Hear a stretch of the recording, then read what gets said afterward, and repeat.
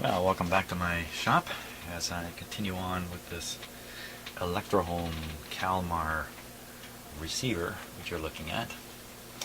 And I've just finished replacing a couple bypass capacitors and a couple of coupling or blocking capacitors, depending upon what you want to call them. And now I'm on to the next couple of bypass capacitors, which are kind of hidden behind my close-up camera here. Let's take a look through that camera, in fact. There you see them down here.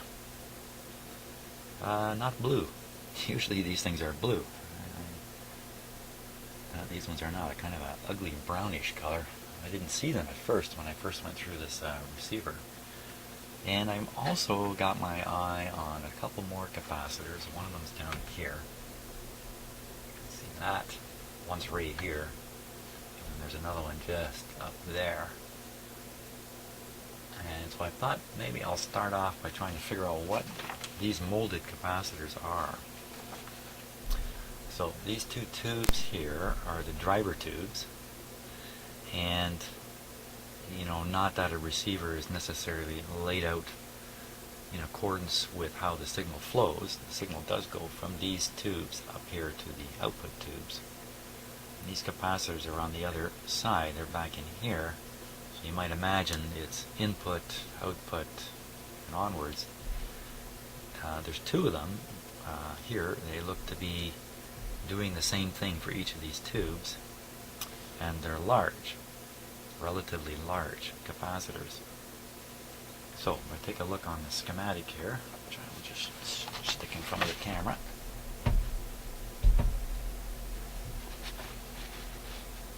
Okay, so here's the output tubes here, and this is the two-part driver tubes, 7025A. That's actually one tube, that's another tube. Two tubes in one. And we're really looking up in this area here, I imagine. And right away, this catches my eye. The grid coming off these tubes, and there's a capacitor there. And you can see up here, we've got a listed 0.047, 200 volt. And my guess is that's the molded capacitors, the two of them that we're looking at. So they stand in front of the grid here, perhaps blocking some DC, but I don't think so offhand, because here's a control, another one here, probably tone control, and actually there's, how's that done? It's kind of funny how they show this. They don't show the what's all these connections to a control. Interesting. I'll have to take a closer look at the controls here and see how many tabs there are. Hey, let's do that right now. Because here's one right here, and it's got terminals down here. It's got terminals up there. Wow, I've never seen that. I've never, I've seen lots of controls with the three usual terminals, and then another one sticking out the back a bit. And that's to kind of regulate the speed of the control, if I can put it that way. Give you a more even operation as you turn it. I've never seen them ones like this. Wow. Okay. So no doubt that's to smooth out the operation of the control. I'm pretty sure that's going to be a tone control. So you wouldn't normally have any DC current flow through these. Because DC flowing through a potentiometer often leads to a noise when you adjust the potentiometer. Here's the signal level coming in, 45 millivolts. And it goes into one of these switches, which we could drive ourselves nuts for the next 20 minutes figuring out how the switch, at least I can, figure out how the switch goes. Oh, that's right, this thing's full of push buttons too. Yikes, all those push button switches. Quick, get away, get away. So anyway, getting back to these capacitors, I'm pretty sure that these capacitors are the ones we saw. Are they worth changing? Probably from a leak point of view, where you're leaking DC across them into the grid. No, there's probably nothing out here. There's probably no voltage out here pushing on them. But they do convey the signal to the grid. If these are getting weak, if their capacity is dropping and they're no longer 0.05s, now they're 0.1s, if that's what's happened to them, or if they're leaking, that's not going to help either. You can have a drop in the signal level through here, or it might even affect the tonal quality of the signal level. So I think I'm going to change these two out. It's not a big deal. Now what about that other one, that one in the middle there? It says, you can see 0.047, 400 volt. And I didn't, I looked this over briefly before I turned on the camera, so I wasn't at total loss. But I did not find that single one. Now what's it doing? Why is there a single capacitor in between two tubes? It's kind of weird. You'd think there'd be, two tubes, two capacitors. So let's see, where's it go? Goes up to this pin here. And what pin is that? That is pin number 1. What's going on the other pin number 1? Oh, shows you I don't know what I'm doing. There's another molded one there. That seems to be doing the same job. Wow, okay, so I've been deceived, I think. So maybe these two are those two capacitors. Pin 1, let's go back to the schematic. Pin 1 is a plate. Oh, there they are. There they are. I was totally wrong. Totally wrong. Right there. Two of them there, 400 volt guys, and they are blocking plate voltage from sneaking its way through some resistors over to the grid, the other grid in that tube. So they gotta go. Gotta get rid of these guys. Okay, so now the third weird one would be this one up here. And it's connected to pin number 2. Well, what's on pin 2 down here?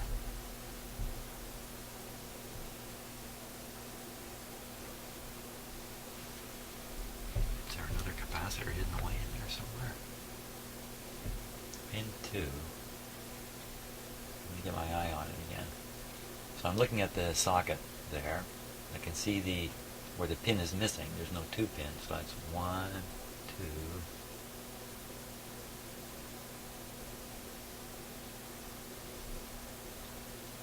Okay, 1. Sorry about the focus here. 1, 2.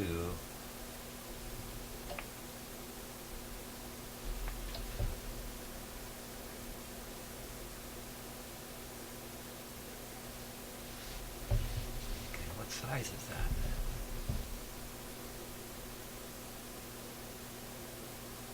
It says 200. Well, then that sounds like the first one here. First one I thought it was, because that's a 200, but down here is a 400. Okay, so I got the two 400s. What's going on? I got one of the 200 volt. Where's the other one? This one's listed differently. 40K.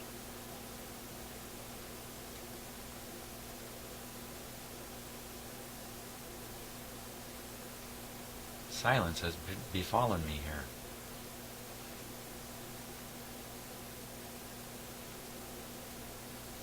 Why, okay, so what are the other differences here? These circuits look identical otherwise. Okay, so I'm looking at that tone control network. Just staring at it and pop the other one up. Looks the same. 1220, 1220. They look identical. Okay. 45 millivolts coming into them. Same kind of control. One's got a 0.047. The other one's got a 40K.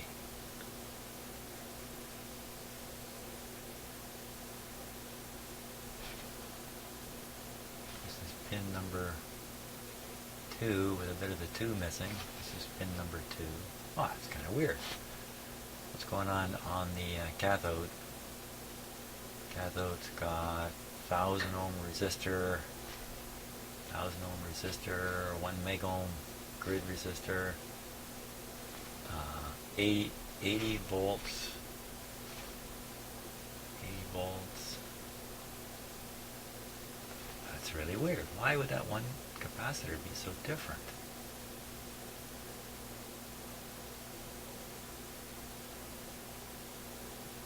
Silence. Complete silence. Well, 40K. What is that? That's 40,000 picofarads. That's 40 nanofarads. That's like 0.04. 0.04. This one's 0.047. 0.04. What are they doing here? Let's see if we can spot that. C20. Can we spot that? We certainly know where the big one is. Where's the little guy coming off of pin 2? It won't be so little. Okay, so get to pin 2 here. Let me point just in case. Okay, so that's pin 2 right there with that yellowish wire coming onto it. Got a resistor on it. Yellowish wire. Gray wire.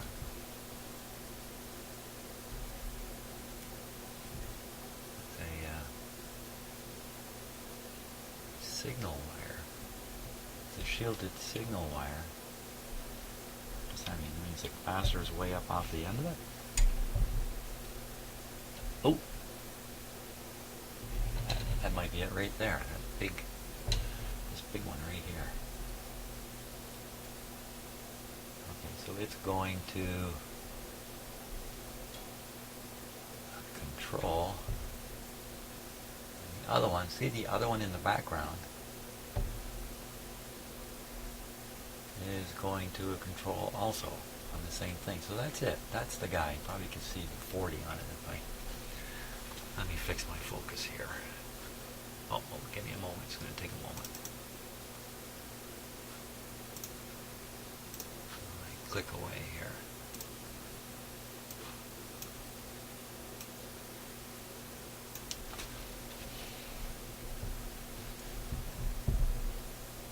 .04.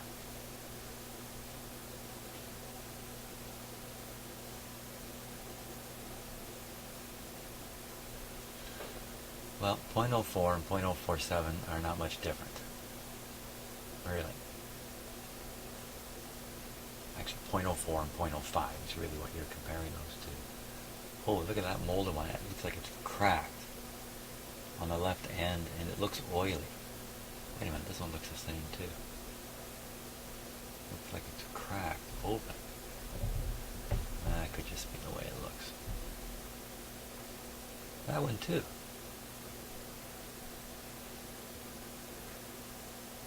Probably not cracked. Probably just the way when they were made, that's just how they look. It's definitely oily, this one up here. What is the intention of the designers? It's just a stupid space problem, and they couldn't fit that bigger capacitor in, so they stuck this. I don't know. There's a mystery. Somebody tell me why they would bother doing that. Or maybe it was just a sneaky thing to confuse a repair guy like me down the road. Okay, interesting stuff. So, interesting that these capacitors are in a pattern, but the pattern means nothing. Yes, the whole thing's been designed to confuse. Well, they didn't get away with it. No, they didn't. Okay, so those three molded ones will come out. The ceramic one I'm not really very concerned about. So I'll just leave it as it is. So, okay, now on to the work itself, which is getting these guys replaced. Those bypass ones, let me show you the, I never did show you where they are. Or did I? I don't know, can't remember. So there's one dead center of the screen. going past the cathode resistor, 1000 ohm cathode resistor. 25 microfarads at 25 volts. Or anything bigger, really. You know, bigger is better, kind of. I don't think you can really go too big. Well, I'll take that back. It's just possible that these are designed to cause a certain tonal sort of quality in the output. Don't think so, though. I doubt that very much. They're really designed to create a signal ground on that cathode. And if you put a bigger capacitor in, it's just that much more grounded, I guess you could say.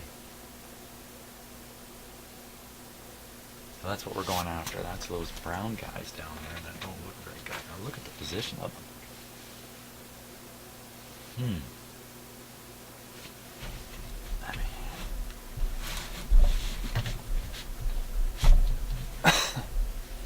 Get this into a better position for me to see what's going on.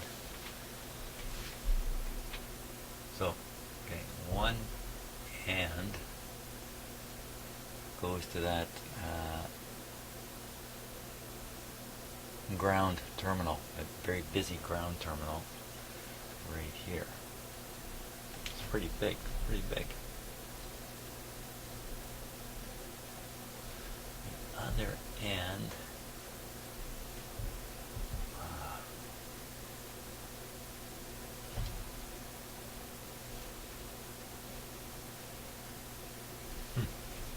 change the focus again here. There, I can see it now.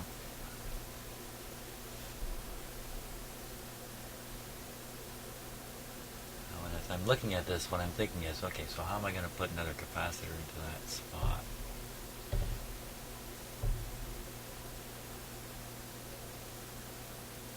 Yeah, I think the wire is hidden. There.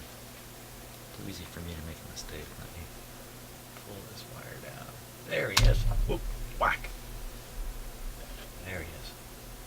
Okay, pretty clear to see how the ends are done. Now those look like the positive ends, just from the shape. Oh, you can see 25 microfarads, 25 volts. And this one's going down. Okay, so what I'm going to do is I'm going to cut them out of there. I may not use the leads on this because it doesn't look too easy. But I'll leave the leads on there as markers for now. I don't have to, actually, you know what, I don't have to worry about the ground side. I can just cut that right out of there because I'm not going to forget that.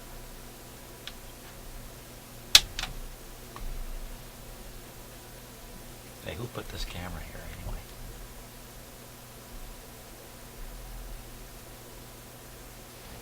I'll have to have a discussion with the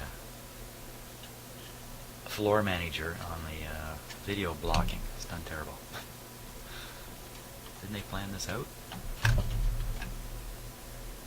Before calling in the talent, here we go. Free. I am free. Now we'll just cut the rear ends off there. Look at those covering sleeves appear to have just pulled themselves downwards. We'll get a good look at this one. We got it cut out.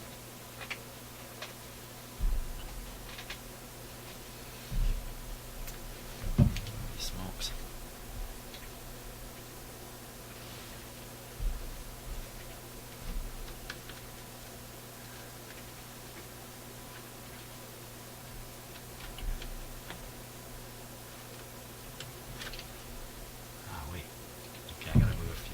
Around here because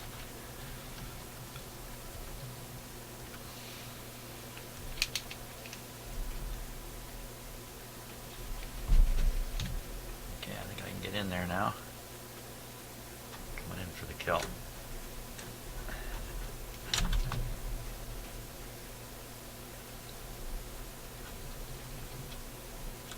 I get it? No. Hope somebody can see what I'm doing because I can't. Oh, sounded good. Had the pleasant sound.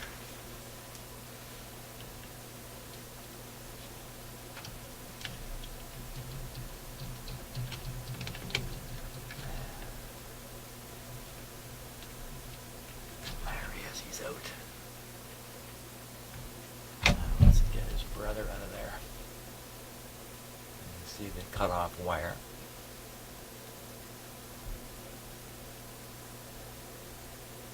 Just helps me not make a mistake.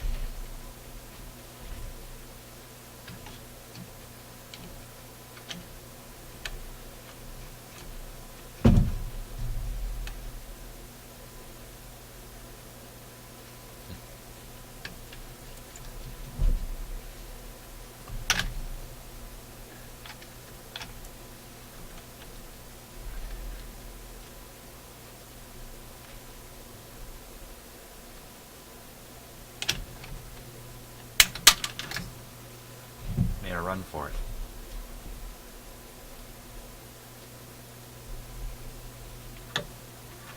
Okay, let's take a look at these two oddball capacitors here.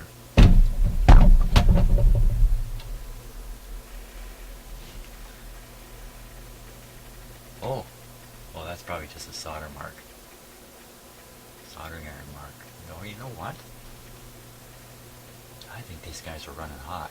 I mean, there's so much evidence of heat. First of all, they're brown. You can kind of read through the, I think that print is on the actual metal shell. So first, these have gone brown. Second, what's going on with this? All this excess here. Stiff. Pulled away from this end. I think there's every indication that these have been overheating. Kind of weird. I mean, they're just bypass capacitors. There's not like goop there. That goop come out from inside. Let's compare the other one. Ah, look at the difference.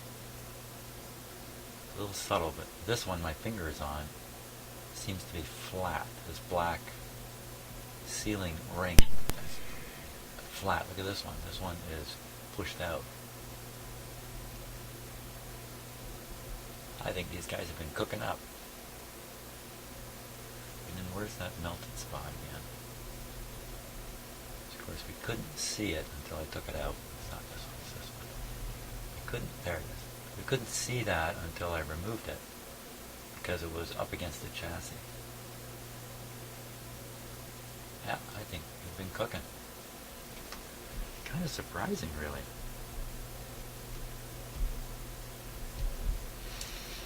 Okay, good thing they're out of the picture.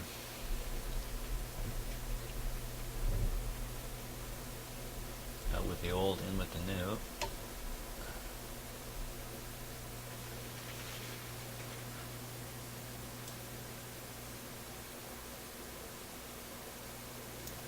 Where'd they come from again? Okay, double checking the size here. I'm just looking at the schematic. 25 volt, 25 microfarads. Now, let's just see if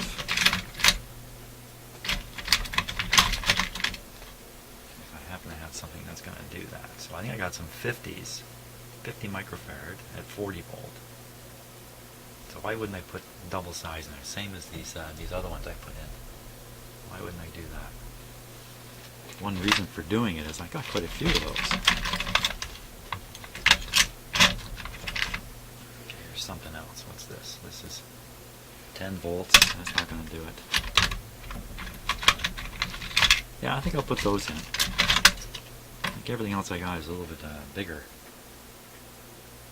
Here, 63 volt ones, 100 microfarads. That's crazy big. Yeah, I think that's what we'll do. We'll put in these guys here. Now,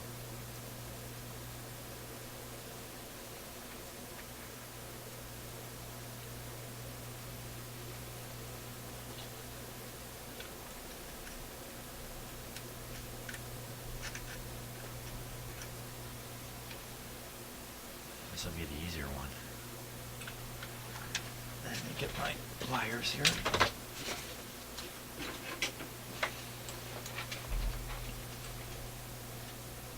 Where'd he go? Where'd he go?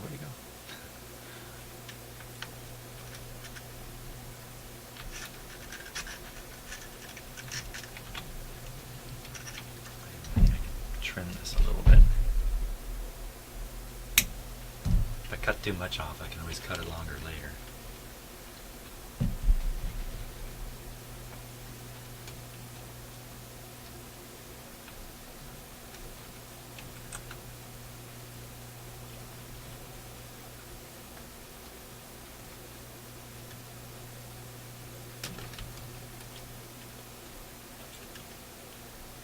Surprising how seldom I actually solder onto a post like this.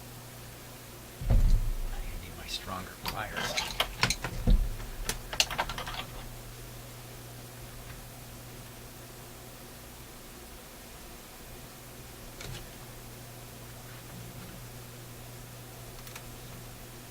I'm usually taking the easy way out and just soldering onto the little wire tail that I left behind.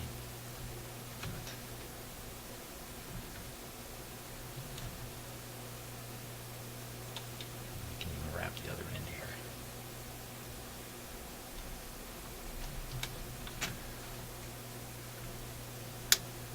My little soldering iron does not have an awful lot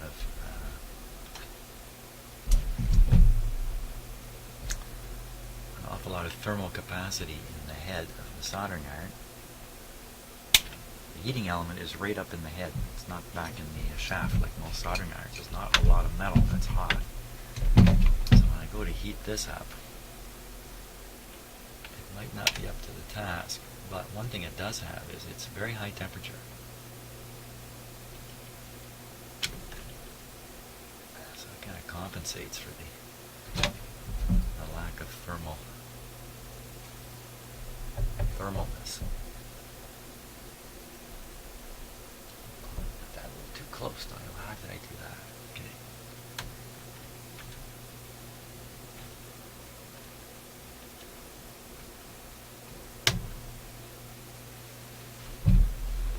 I'm going to try to put the other one in before I get the soldering iron going too. Now, the other one. Right. The other one. Get a nice view of the wire here in the camera.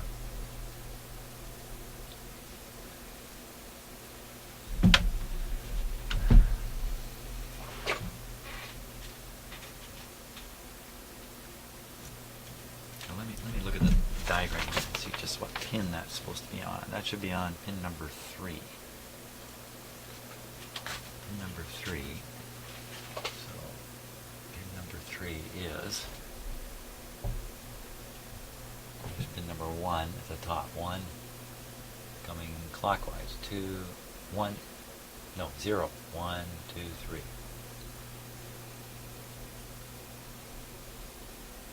Wow, that's a really confusing image. Wait a minute. Wait a minute. Nothing looks like it should.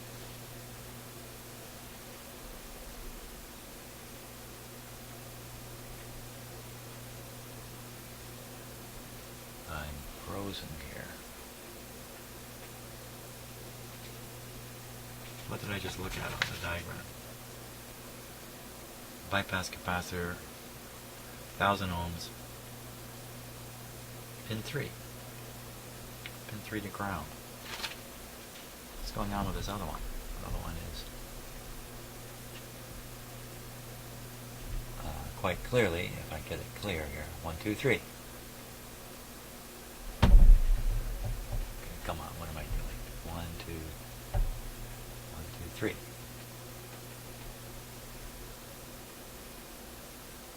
You know what? It's just the look of things. Let me see if I can pull that.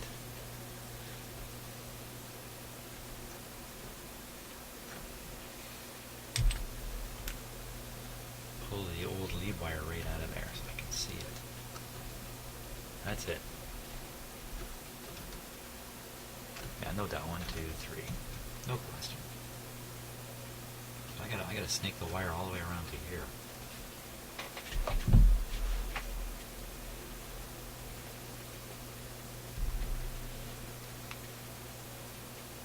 think I'm going to use some green wire cover so I can see it better.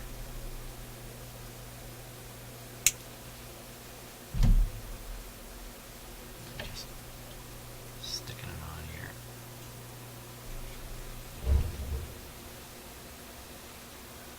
the sound of my furnace coming on, in case you're wondering what the thunder was. And the hiss.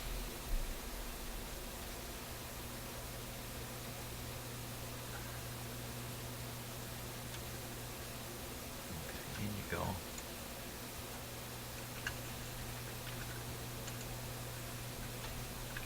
I'm going to shorten up the cover.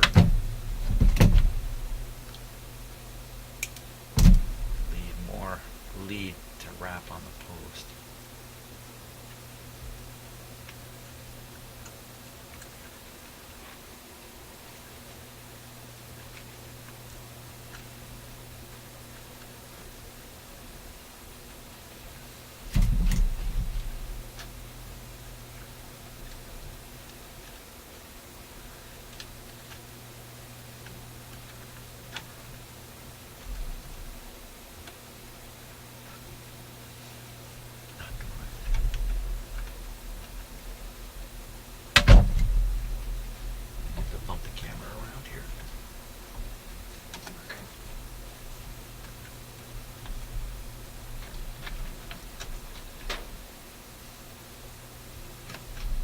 Pretty good.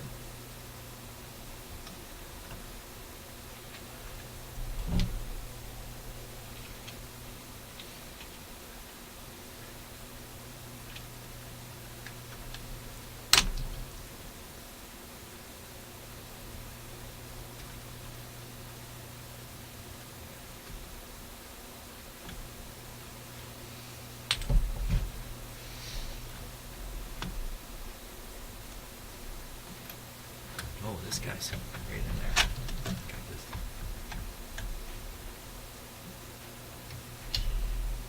He's going away later anyway. Okay, now other end.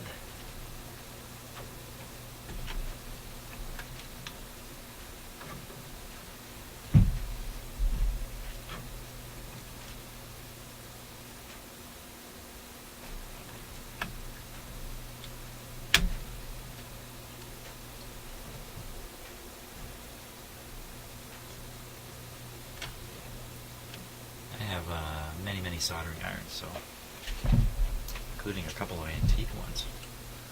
I got a gigantic honker. Practically solder this entire radio in one big blob if I wanted. So one way or another, I'll be able to solder that post.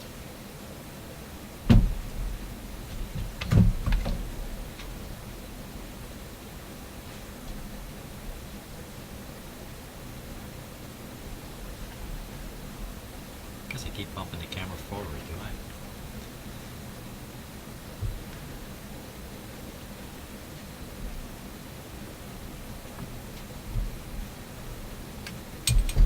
I? Okay, let's just double check to make sure I got that on. In 3. 1, 2, 3. Oh, now what about the other wire? I gotta get that out of there. Oh my gosh, where did it go? Buried it out of sight there.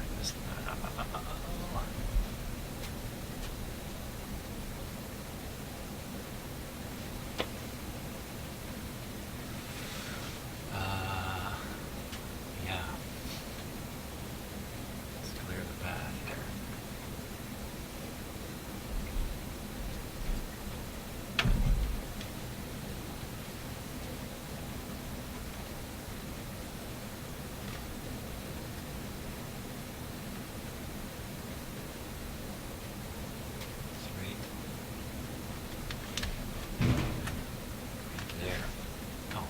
How am I ever gonna cut that away?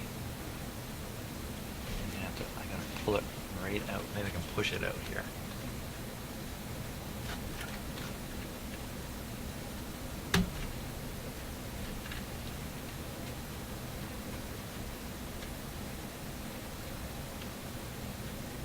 That's not it.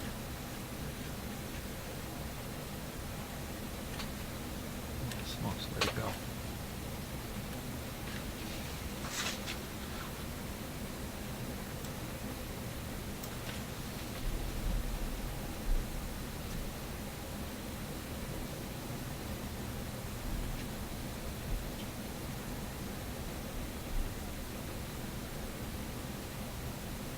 good look at that older molded capacitor there. It's definitely not a crack on the end, it's just a manufacturing seam. I think I see a tidbit of the black wire just under the edge of the new capacitor. Right down there.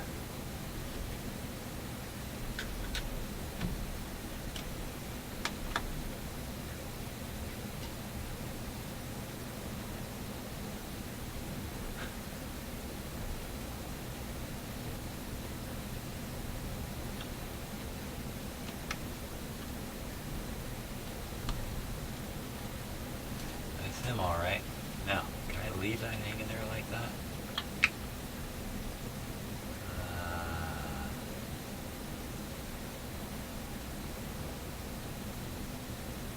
Just can't spot it back on the terminal.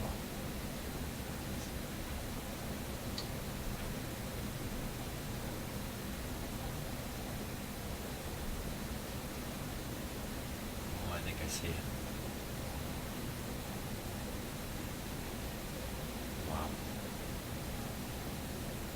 This is a tiny little screwdriver I've got here.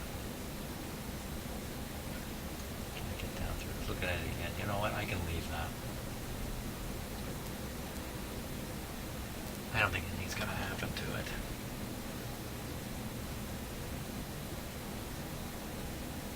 Okay.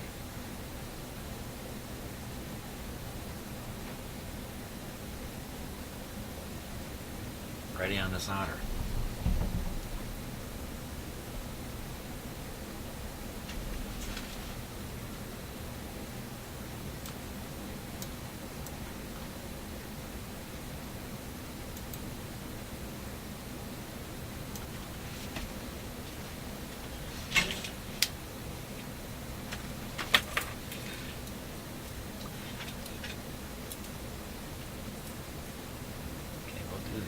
Easy one first.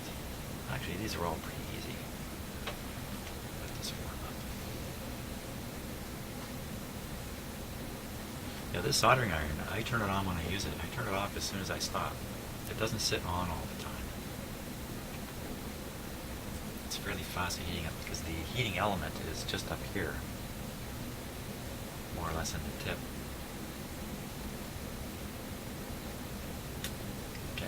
Claims it's ready.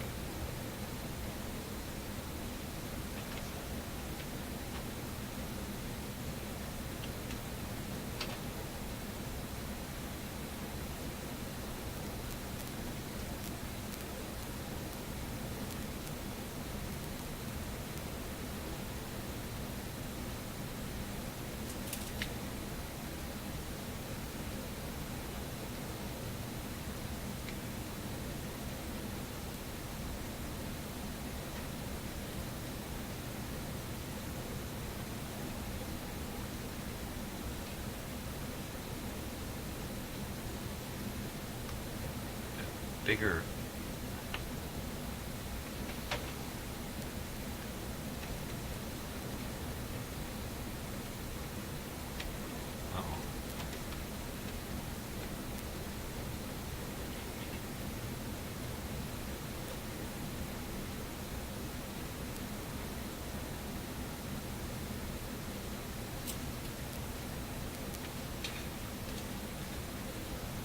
get out one of those bigger ones.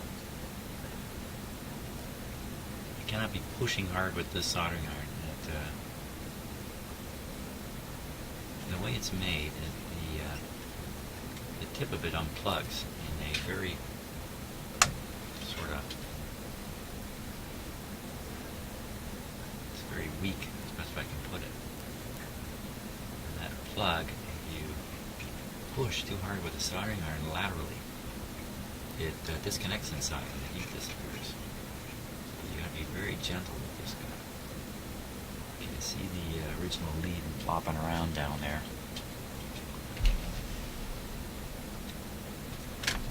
Saying, watch me short things out.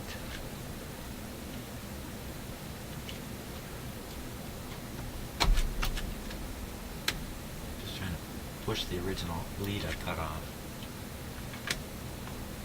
out here, there. this is nice and hot. Let's give it the big one to work on here.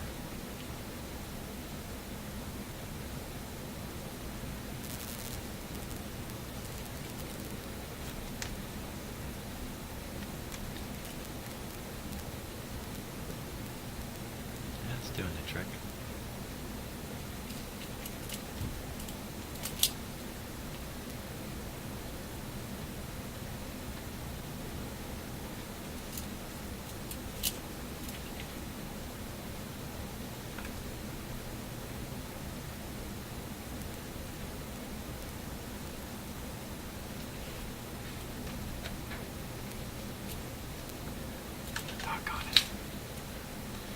Soldering is so thin, I have to play out like 2 feet of it to do something like this.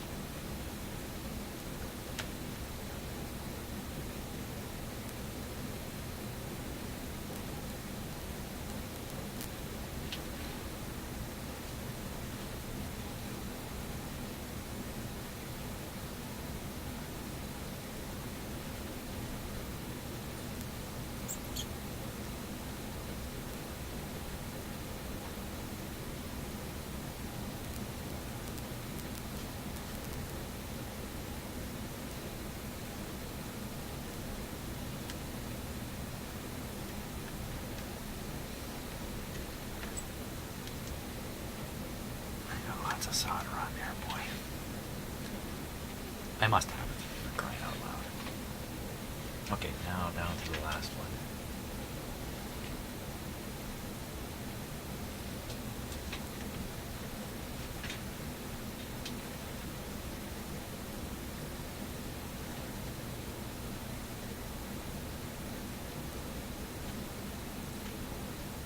Beautiful.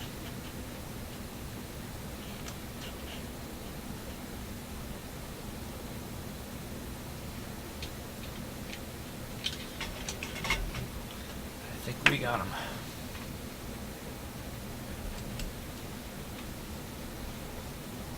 Let's take a close look with the camera.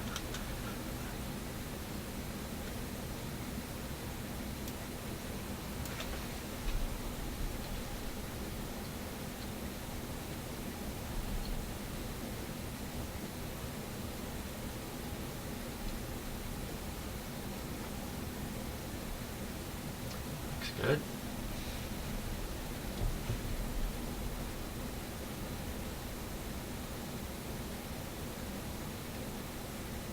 Right.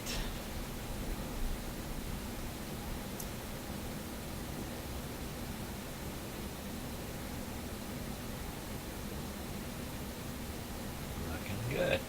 Okay, I think that takes care of those 2 bypass capacitors. Now, you know, I've done 1, 2, 3, 4, 5, 6 capacitors now without testing the set.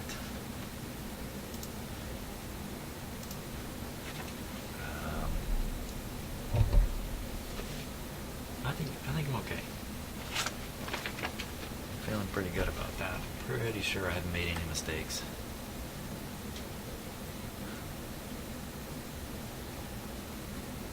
"45 minutes of video," so I think I'm going to stop the video at this point. This will be a postable video. And I have to think about the rest of my day here. I'm going to make a trip to the parts store. I'm going to buy some capacitors for the crossovers for this amplifier. I'm not even going to bother testing the crossovers. There seemed pretty obviously to be trouble with them when I heard this was working before I took it apart. I heard the whole console operating. And so I'm just going to go ahead and change them. They're not expensive anyway. And we'll leave these other molded capacitors, the 3 of them, for the next video. Thank you so much for watching, and thanks for all the comments. I appreciate them all.